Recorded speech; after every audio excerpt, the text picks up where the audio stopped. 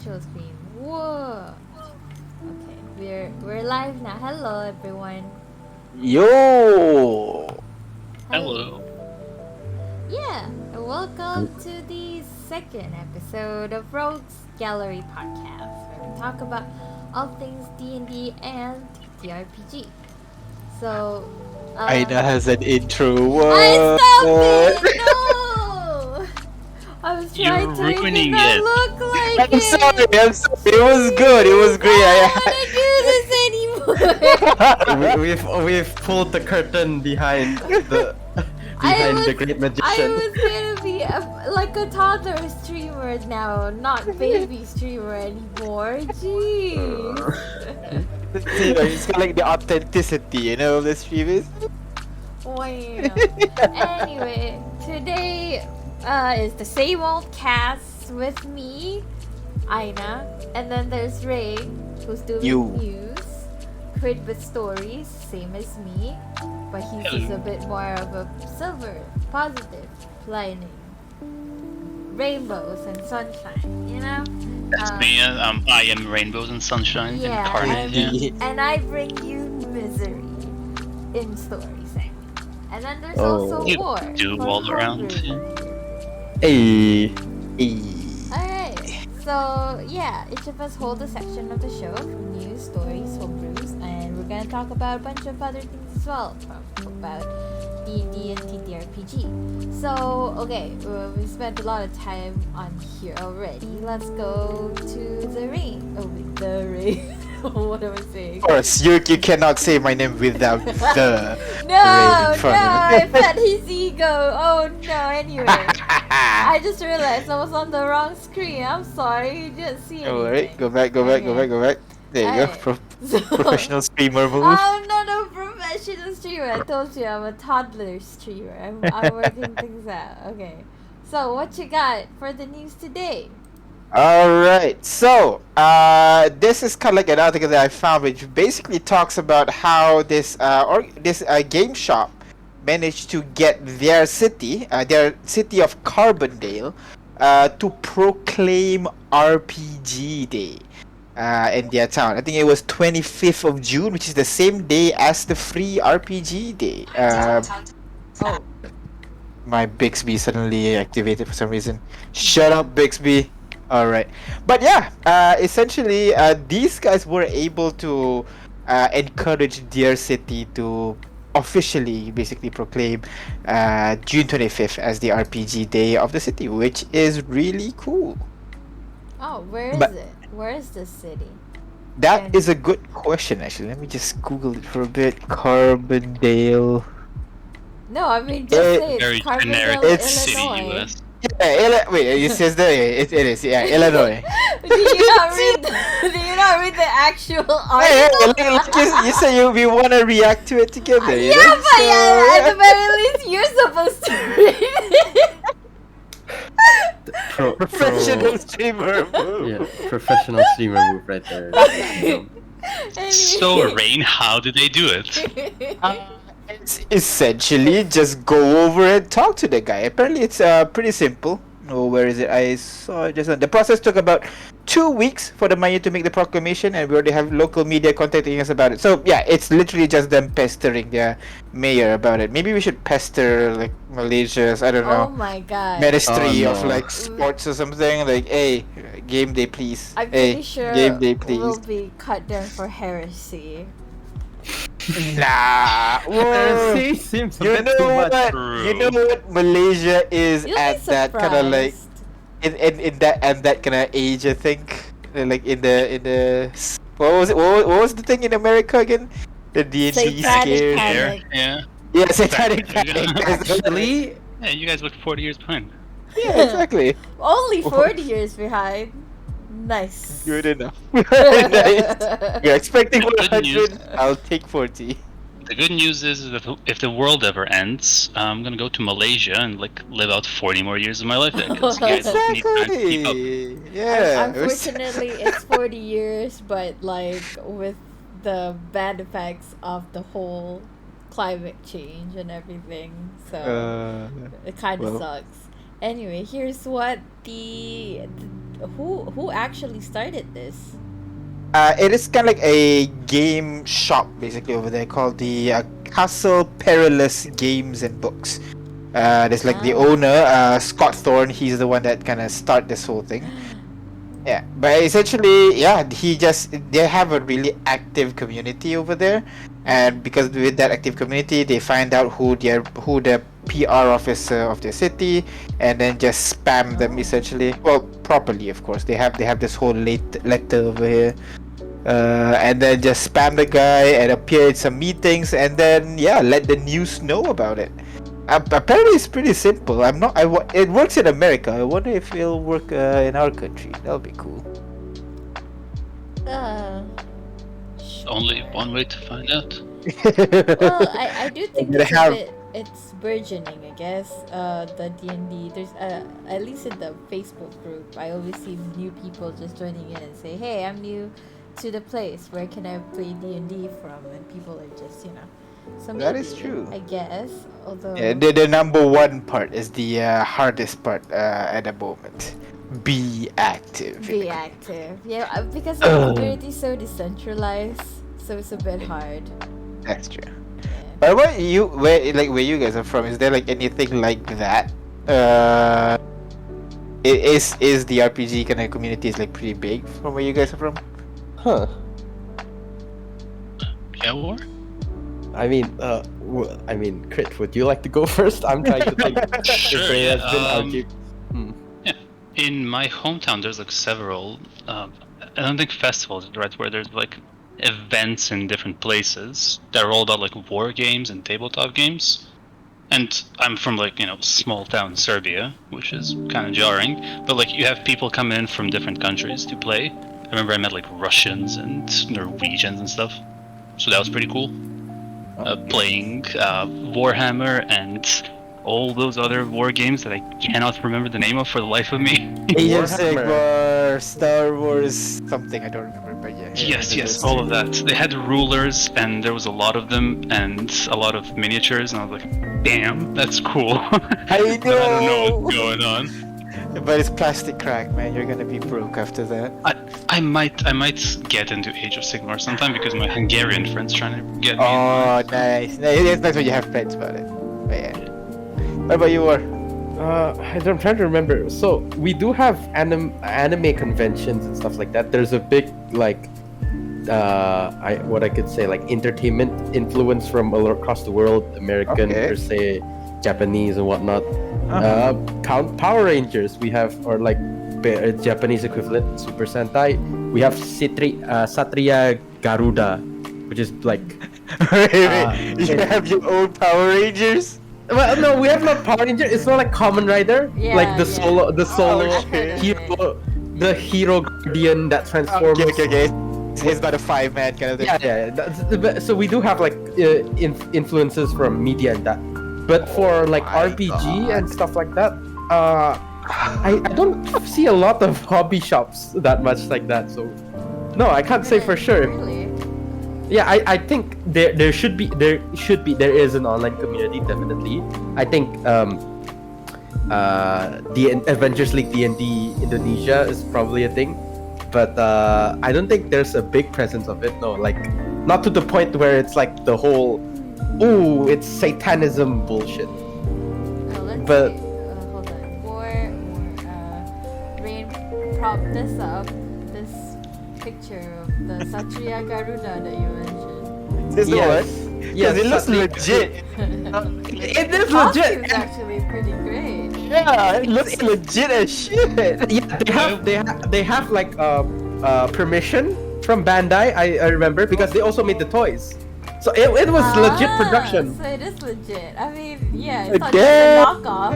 Yeah, It's really like good. It's like a what do you call? It's not a knockoff. It's a Parody. It's a parody. No, not Parody, I remember. It's not a Spin-off. parody. Yeah, a spin-off. There you go. That was Of the concept, yeah. spin-off. That's definitely that's one way to say. Yeah, no, it's a good show. Genuinely, the first season was dealt like moralistic themes, and I'm like surprised for a kid show to deal with this.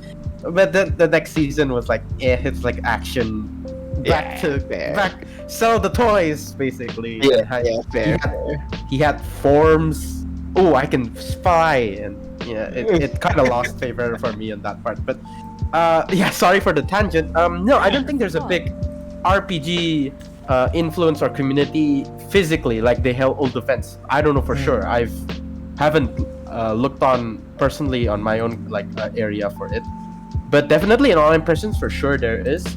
And I think if like the media were to get wind of D&D and stuff like that, I'm pretty sure it'd be more open now, because they wouldn't have the more like Catholic or like Christian perception of they talk about demons and like summoning and cults and whatnot. So I think it would be favored pretty well, because we have like Indonesia's like other thing.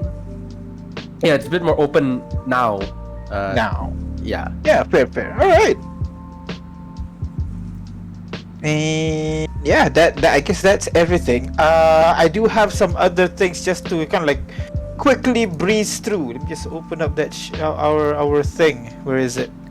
Had it open. Yeah. Okay. No. Okay. So we got like one developer guy who is complaining that Kickstarter crowdfunding is stealing money from quote unquote actual publishers.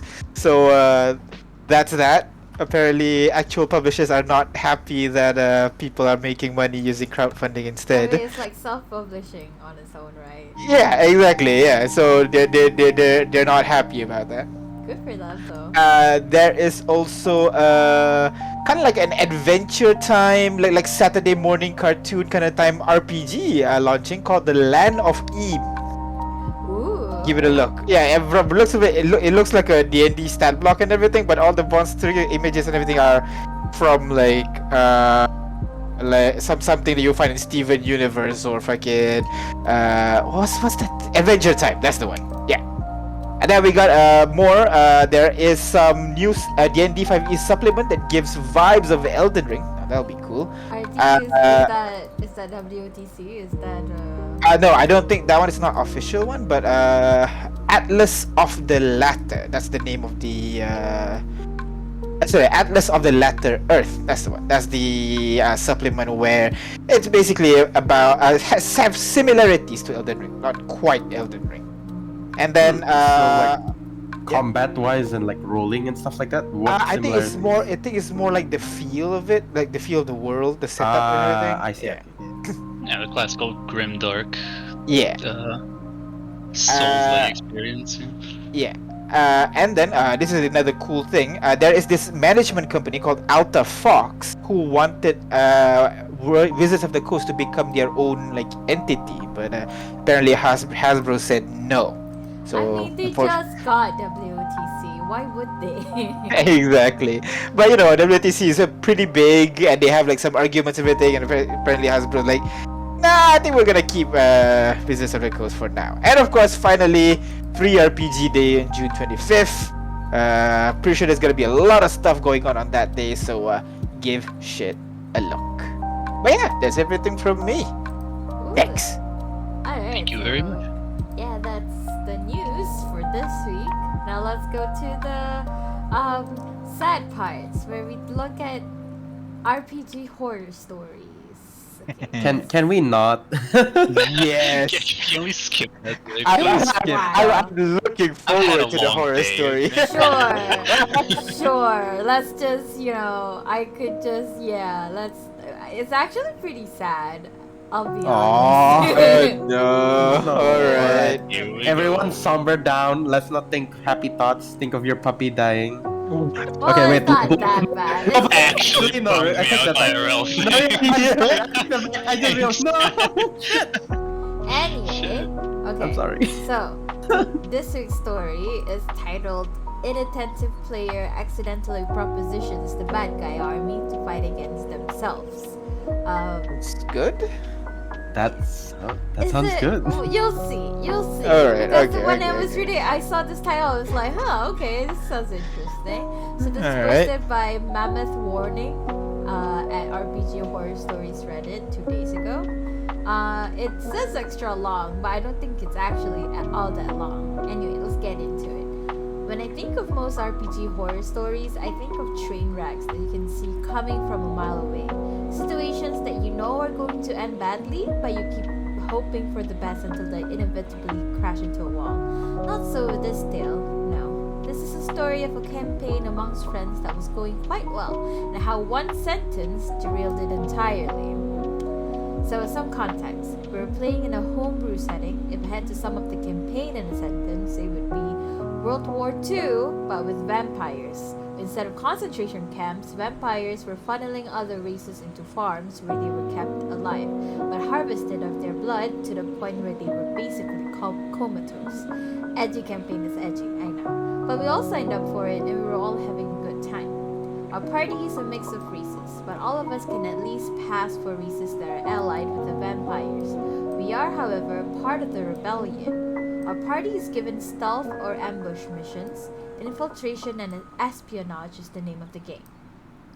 One such mission finds us in a city that was recently taken over by vampires. They're all celebrating in the streets, having just forced our elven allies to surrender. Our orders are clear: cause chaos. So, we're tasked with causing as much confusion and panic in the city as possible, making it vulnerable for our troops to attack. Mechanic-wise, it worked like this. The DM had a counter that started at 0. Through our actions in the city, we had to get that counter to 20. For example, I, a satyr bard, kicked things off by joining the celebration and drinking in the streets. I found the highest ranking officer that I could and used a sleight of hand check to spike his drink with a flask of acid. I then goaded him into a drinking competition, and the officer downed the whole thing without tasting it.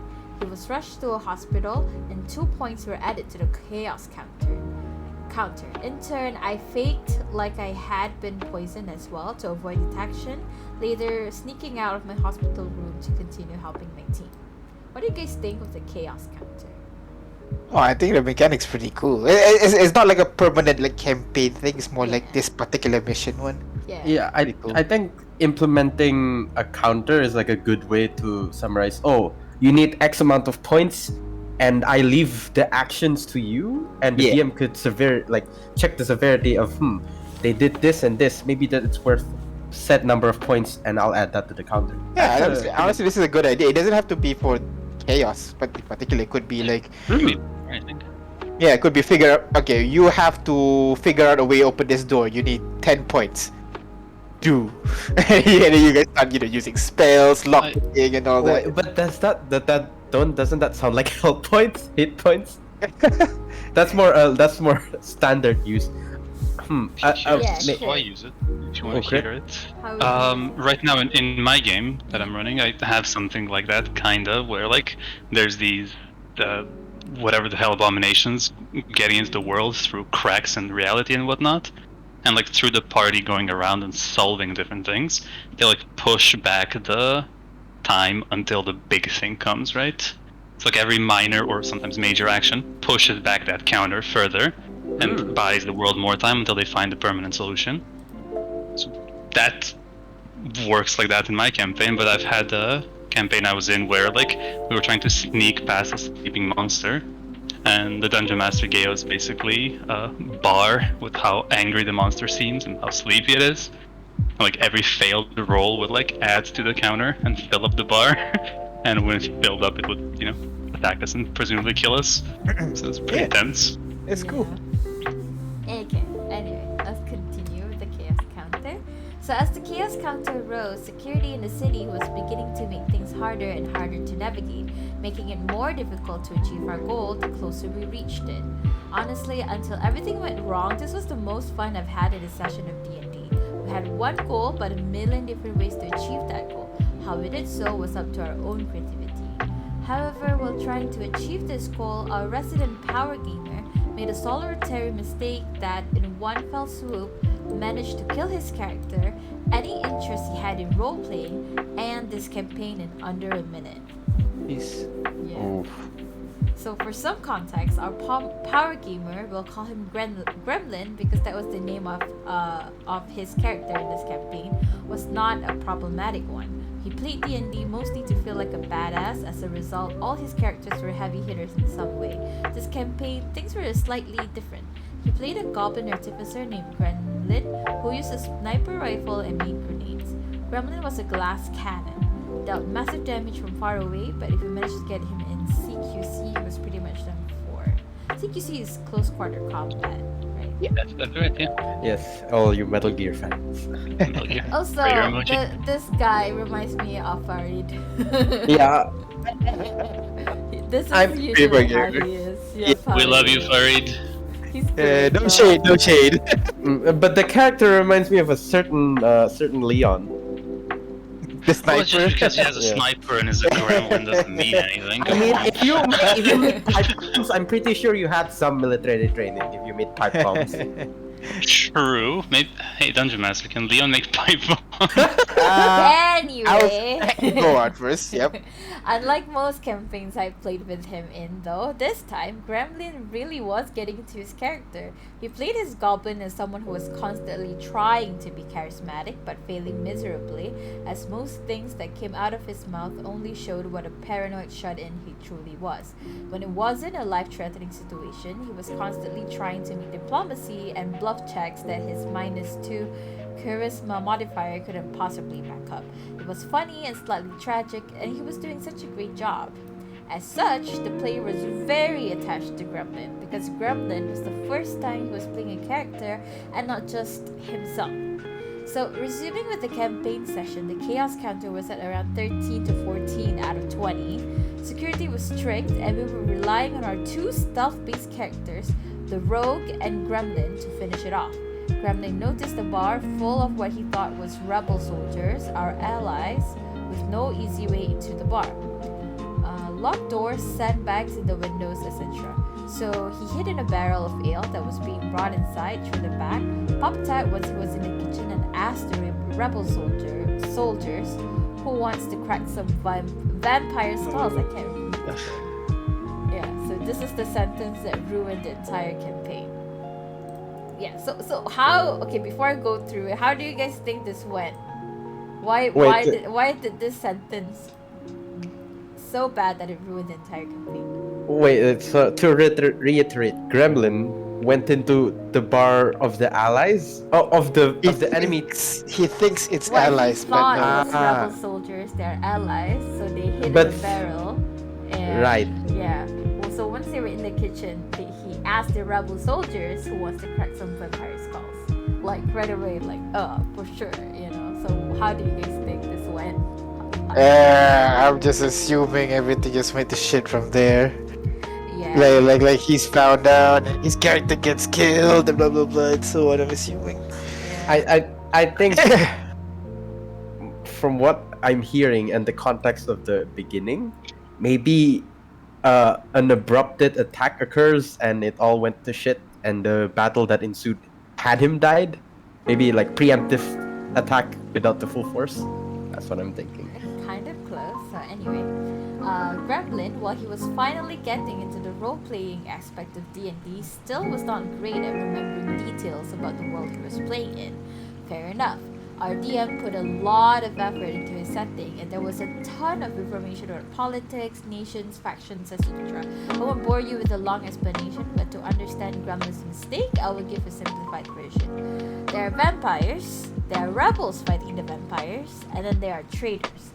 Members of the hunted races who sold out their own people and joined the vampire army as a way to save their own skin. These traitors had a faction. I think it was the Dragon Guard or something like that. Gremlin was not speaking to the rebel army, he was speaking to the Dragon Guard, but he thought the Dragon Guard was our army.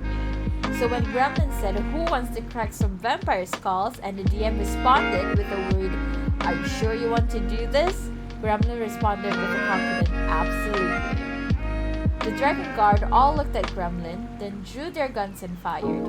Gremlin, now realizing his mistake, managed to dodge enough incoming fire to make it out of the bar, but he was now being chased. Limping along on 5 HP, in a last-ditch effort, he ducked into an alleyway and tried to hide in a crawlspace. He rolled for stealth and failed miserably. So the Dragon Guard killed Gremlin and dumped his body in a nearby dumpster. The DM ended the session there. So, naturally, Gremlin's player had no interest in creating a new character. The DM cancelled the campaign a few days later, stating that he lost interest interest in the campaign.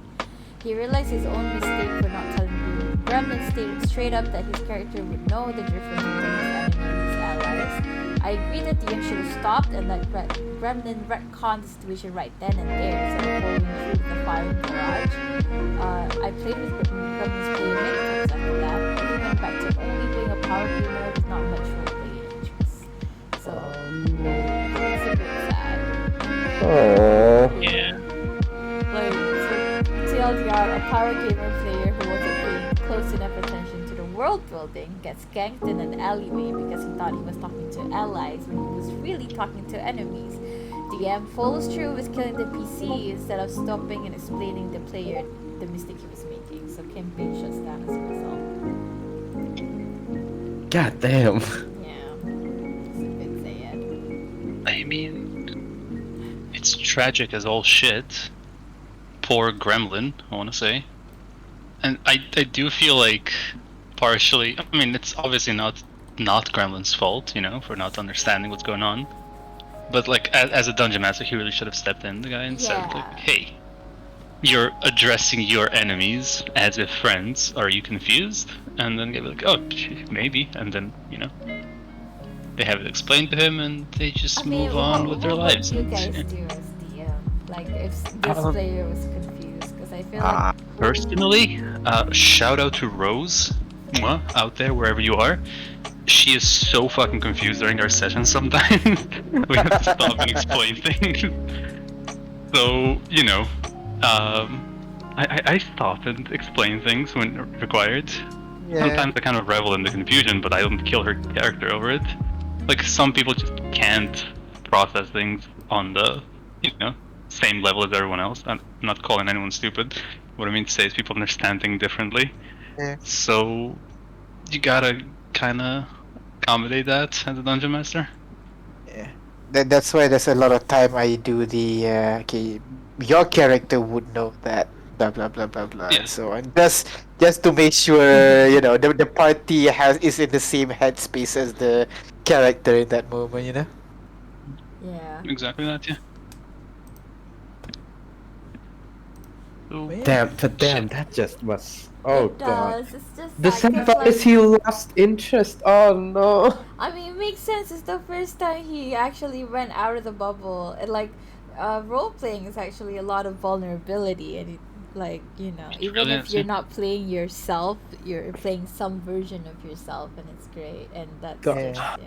God, I think for me as a DM, like I mean, I've DM'd once and it was terrible, but I've been a long time like player that maybe I can confidently say I could DM something 5e game, but I think for me I wouldn't have the heart to like genuinely. This would be a suicide at that point attempt, because like that's so sad. Like letting the player just do it and not. I mean, you intervening. gotta be the GM's headspace at the moment. I think what he's thinking is like the player understands the situation, and you know, okay, so you want to do this crazy thing. I'm gonna allow it since you really want to do it. But he did Yeah. ask, like, are you sure Yeah. about this? Yeah, Yeah. I think I agree the DM should have like clarified again, but I can see how the GM thinks that, you know, he understands what's happening, because I feel like, you know, Rain, you do it sometimes, but then like that's why sometimes I just butt in and say like I don't think Crit knows what is. I think that was time where like we're talking about the Blue Rose Bomb in our campaign, Arc of the 12, and like Crit didn't know the implication of it. oh yeah. There was Wanted to there was set off. something like that, and then like Yeah, I there are want to- things. Yeah. Yeah, Sorry. Go ahead. I want to set off a Blue Rose Bomb thing to fuck with those cultists, which would have been really bad because I, as a player, didn't know. So yeah, I got told, hey, in the world, here's how it works. Christ So- started. Yeah, sometimes I guess I just the DM just wasn't aware that they weren't in the same headspace. I think that's all. Yeah, I mean, afterwards, it's just it sucks. Like the DM also lost interest. Maybe he also felt bad about it. Yeah. Yeah, it's just suck. I mean, yeah. But damn, yeah. Anyway.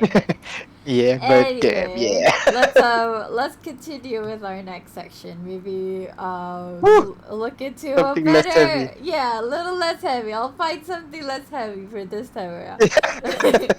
That's just depressing though. Well, not really. I guess. Anyway, let's move on, and I'll give it to War for a homebrew. What's the item for this week?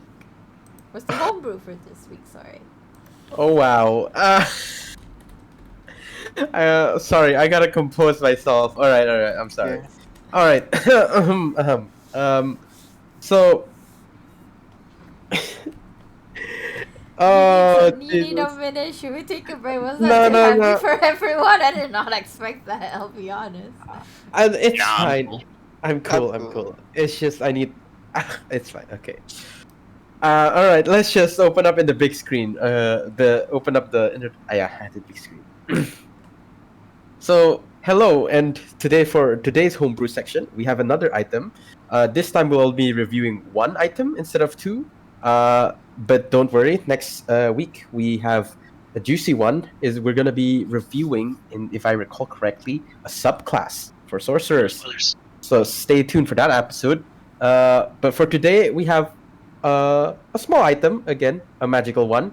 We can choose to critique it later on and see if we can choose to make any improvements or whatnot. But here we have an item from T Newton on Instagram. So you can go ahead to their Instagram page and follow for more D&D art. I saw some of it and whatnot. It's kind of cool. I think they do commissions. I forgot to check their page a few times from there. But go ahead.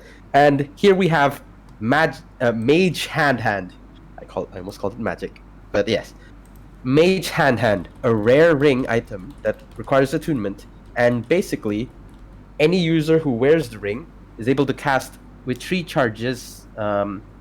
In 3 charges, the spell Mage Hand, which is quite neat for a magic item, but I feel the rarity is definitely a sour point of this item. Extra information regarding it is the extra cool thing about it is it can also act as an amputee hand, because there's a little fibbage on the bottom that says if the ring were to be placed over a severed arm, so let's say, I don't know, fingers to forearm before your shoulders, cut off, bam.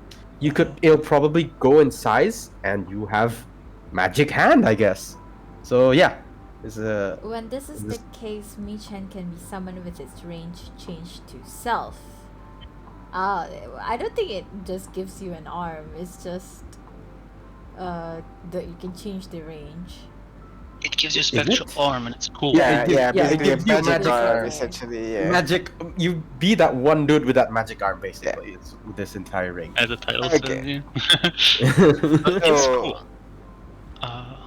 Rain, do you want to go first? Yeah, first of all, you can cast Mage Hand at will, but the 3 charges is you can cast Arcane Hand, aka its more commonly known name is Big Beast Hand!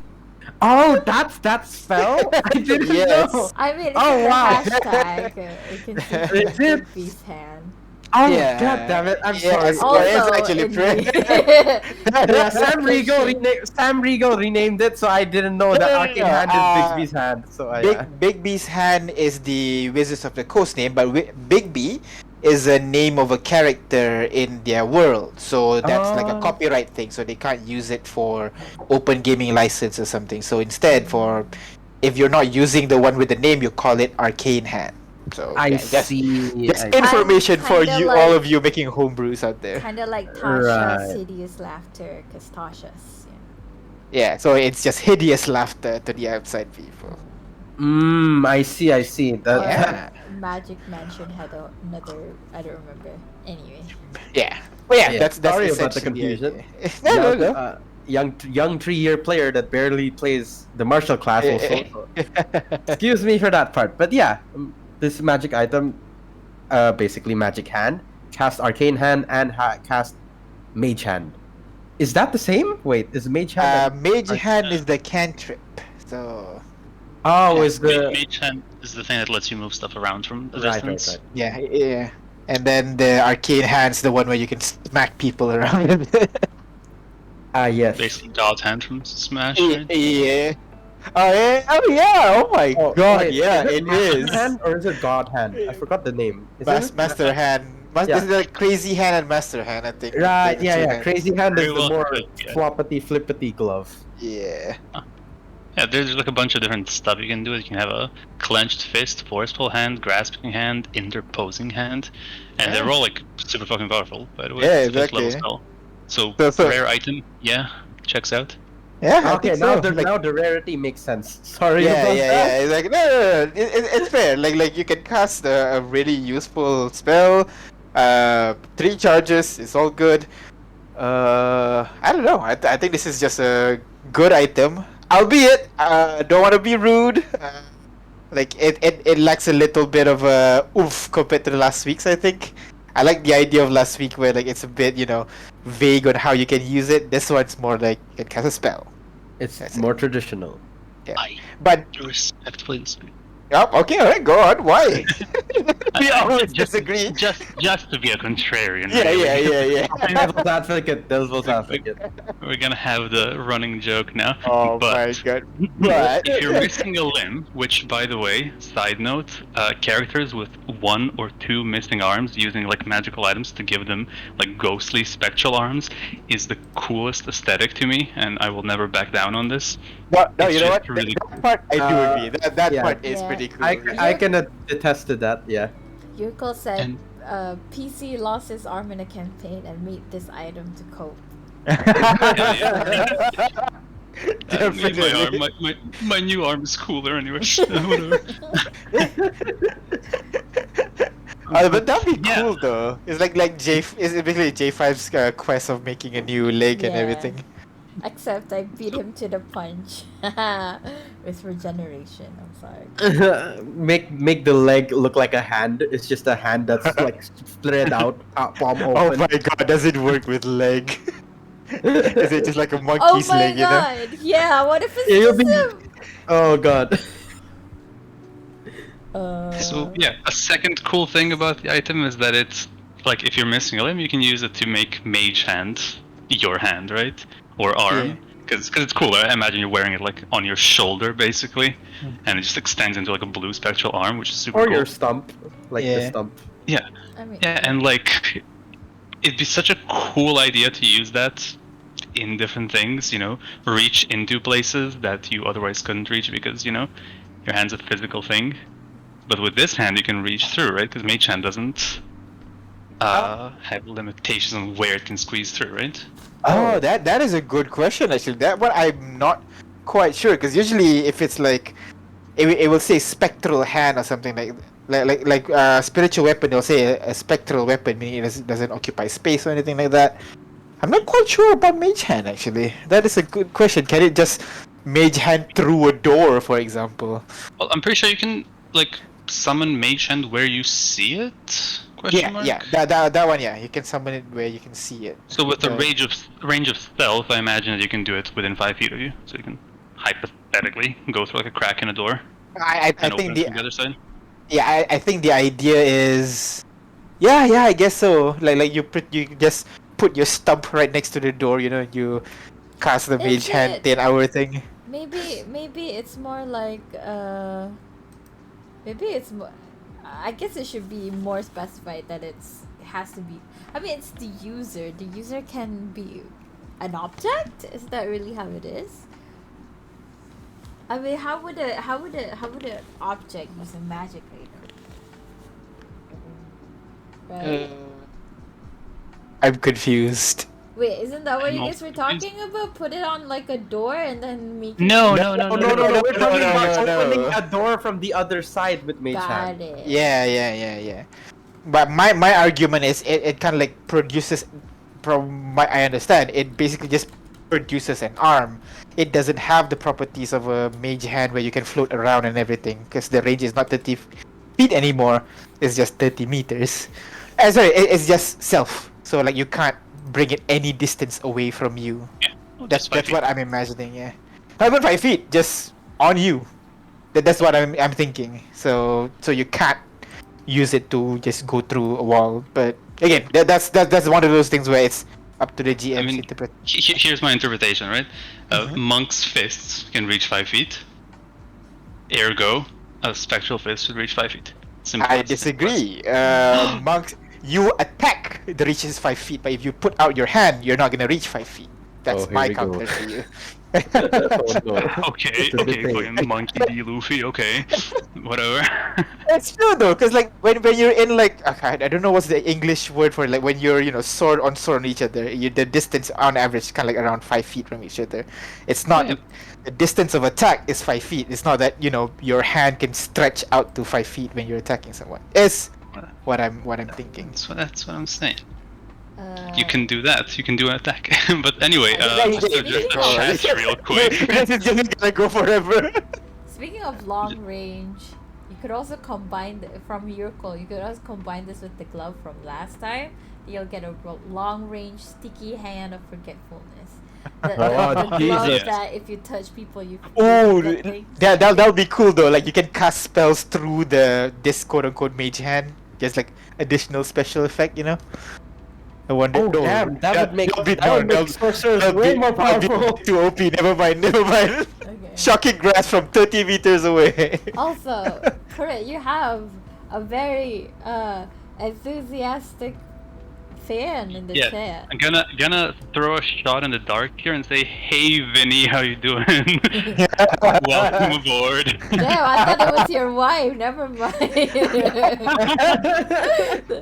That makes no Nah. sense now.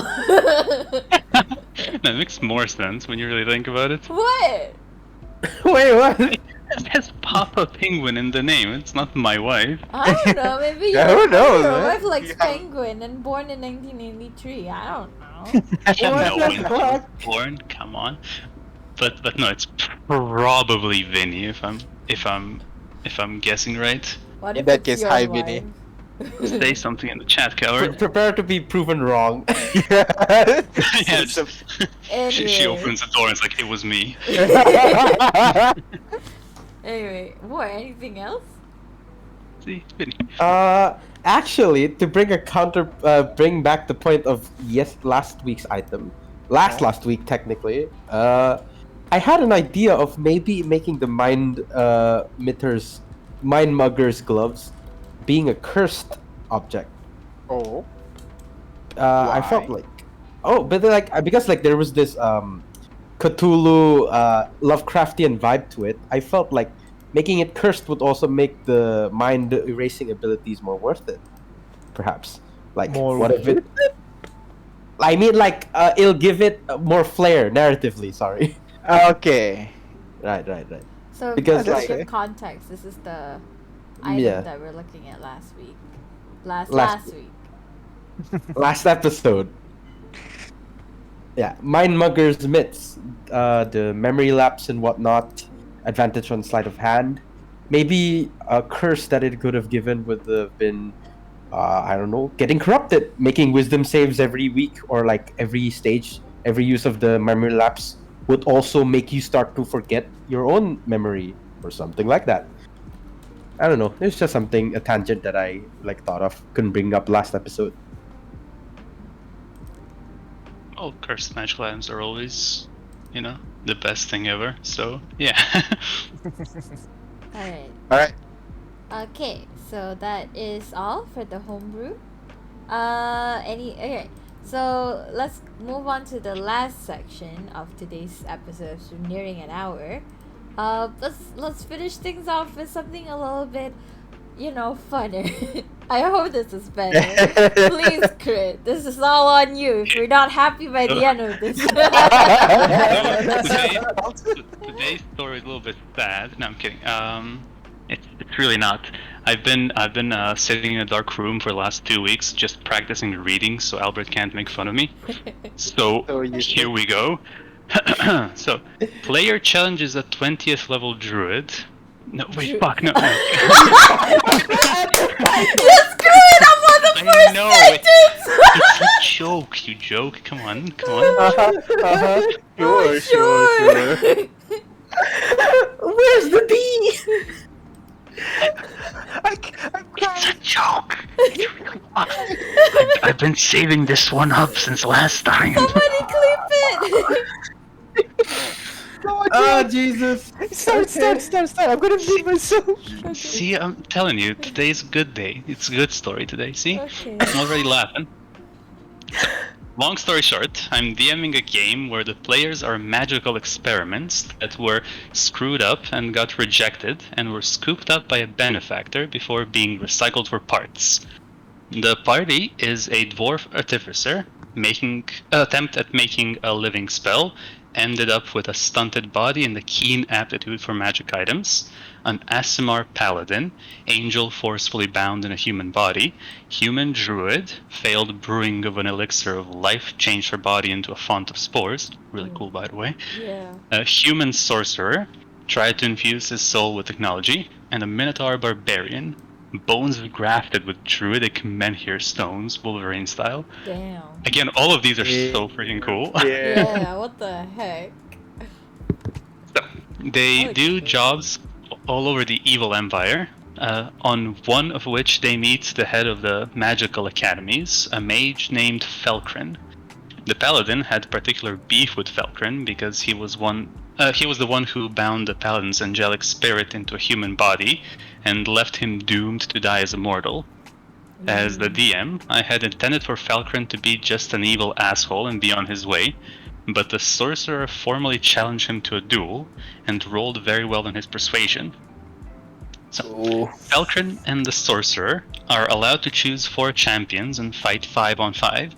The party calls in their strongest allies, including a literal Abrams tank, and they duke it out in an arena. Wait, what?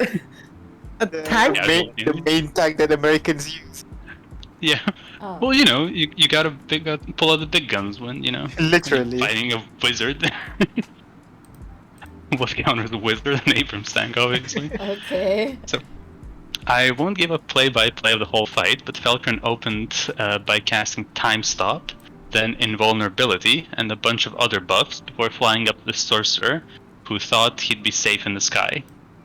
So, the Sorcerer casts Banishment on Falcon, who fails his save and is out of the fight temporarily.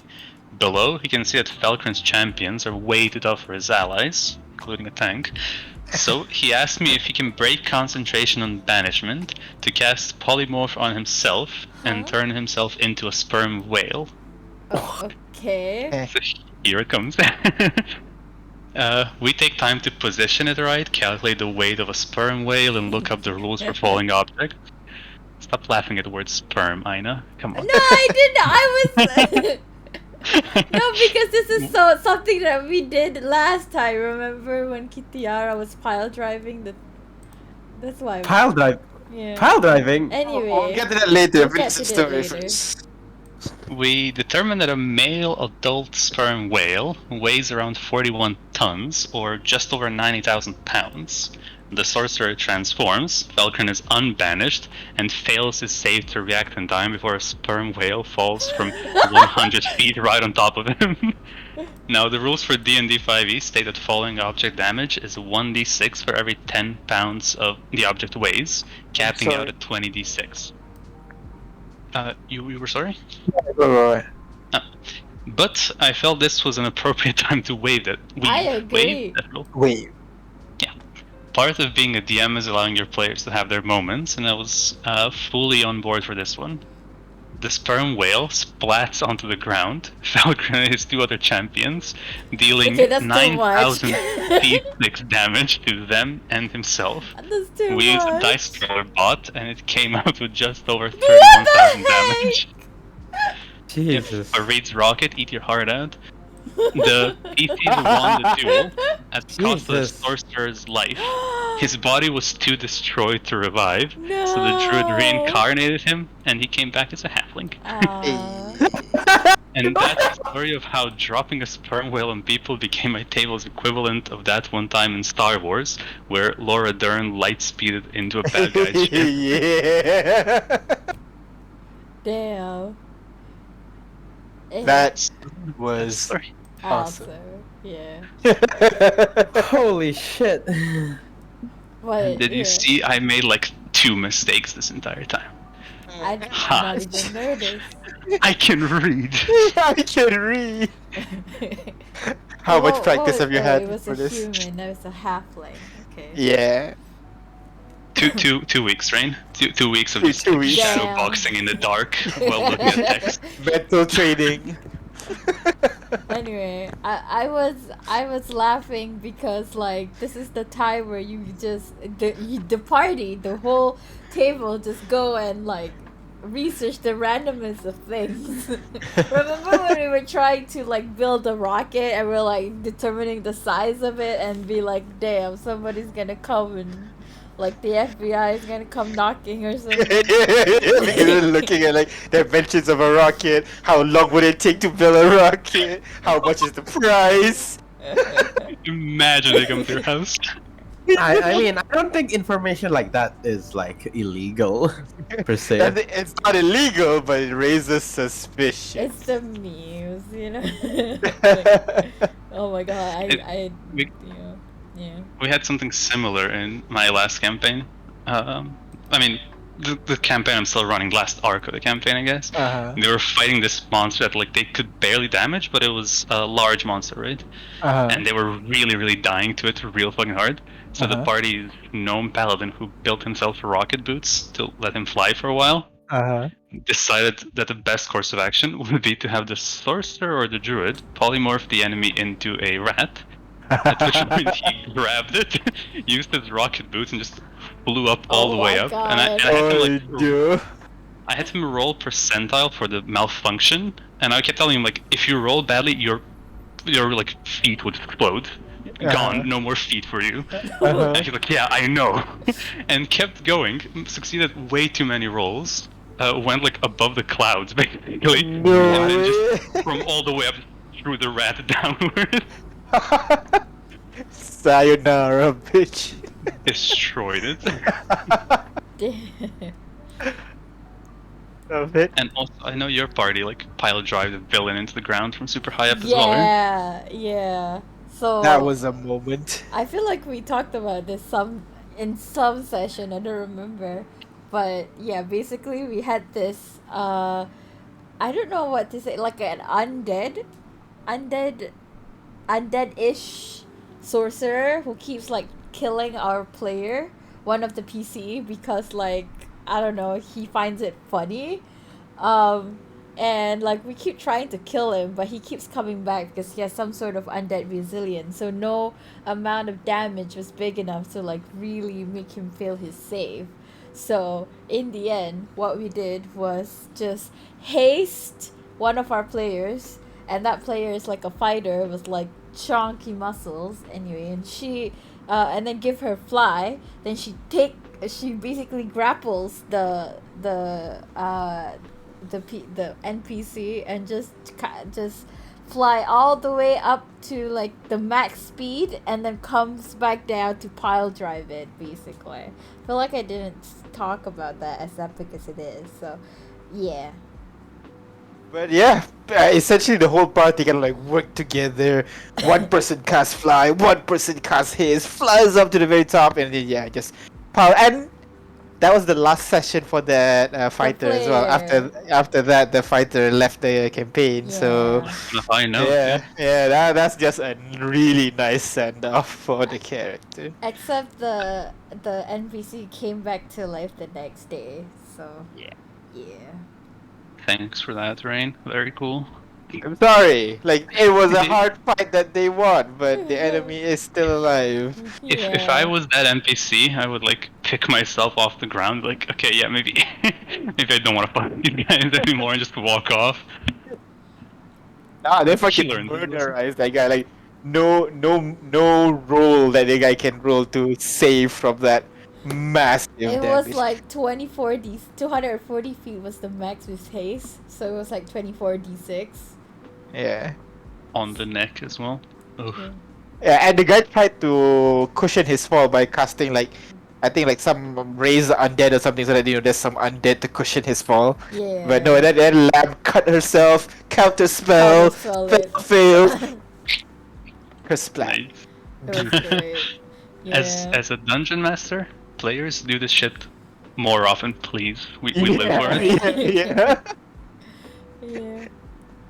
But yeah, that's awesome. Yeah. Alright, so just to close off, I just want to try out this one last section very quickly. So let's say, so what we'll do is somebody takes on the role of the player, and then the other two takes on the role of DM. So okay, I'll say war. Okay, so let's say your character casts wish. What would it Alright. be? Wait. Okay, can- this is kind of... Yeah, pick any character that you have. What is the wish that you have currently? Is this out of context, like just the character's like motivations and stuff like that? Like, if you But- have the spell wish, Mhm. as What the would you ca- do? what would you do? What would you wish Oh for? God. Okay, then let's take one of my characters. We'll call him Lou, or Luis is the character's name. He wants to end this sort of, I guess, like his best wish is to end this sort of perception against a minority of subrace of people. So what would you wish that? What would you? I word it. Oh What's God. the wording? Yeah. And Rain and Crit has to Yeah. Basically, how will the DMs, the two DMs here, decide how this wish will be in fruition? Basically. Oh damn. Okay then. I guess in context and the wording, like in this world, I wish new types were not viewed as threats to society. That's how I'd say it. New types are the subrace. Yeah. All right. So you wish a certain subrace won't be seen as A threat. a threat or, to like- society. Okay. Or so yeah. how would you guys rule it? Like, how would you make it like monkey paw it into backfire? I have such Oh. a terrible answer to that, like right off the gate. Okay, Off the top of my go head. ahead. You are not seen as a threat to society. Fighting you and killing you in the streets is no longer considered like a big deal because you're not a threat anymore. People just hunt you down massively because Oh my you're not God. a threat. The enemies grow older. What? How did that happen? Because Yeah, they're not a threat, right? So they just killed you for no reason. children would be indoctrinated to say, "Hey, you killed this motherfucker." Oh wow, the amount of guilt that people have. Ooh. I don't feel like I can top that. Mine is dumb. Mine is just. Oh God, Crit! You're no longer a socially a threat. You're just a threat to the world now. Yay! What? Everybody will band together and murder you. Sucks. Instead of murder you, we murder your DM because that sucks. Oh God! With the context of the world, oh God!